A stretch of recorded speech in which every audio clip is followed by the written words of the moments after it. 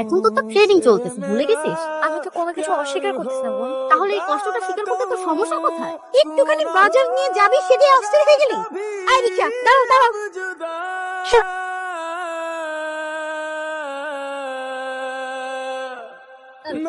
মা, তোমরা যখন রিক্সায় যাচ্ছই একটু ব্যাগটা নিয়ে যাও না মা, আমার অনেক কষ্ট হবে। হোক কষ্ট, এইটুকুন রাস্তা হাঁটতে এত কষ্ট হবে? আচ্ছা ঠিক আছে, তুমি আমার সাথে এমন করে কথা বলছো কেন মা? তো একটা সৎ মেয়ের সাথে এর চেয়ে ভালো করে কিভাবে কথা বলবে? সৎ মেয়ে? বাবা তুমি কি বললে? আমি সৎ মেয়ে? বাবা, আমি আমার মায়ের মেয়ে।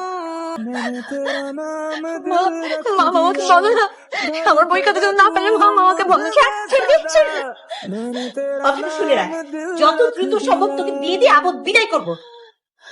আসুন, তোর বাবার যত সম্পত্তি আছে না, সব সম্পত্তির মালিক হবে আমার আপন দুই ভাগ্নে। কথাটা ক্লিয়ার?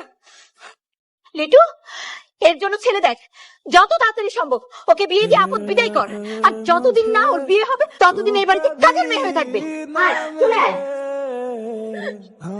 সফর মেরা তু বনে না বনে ফাসলো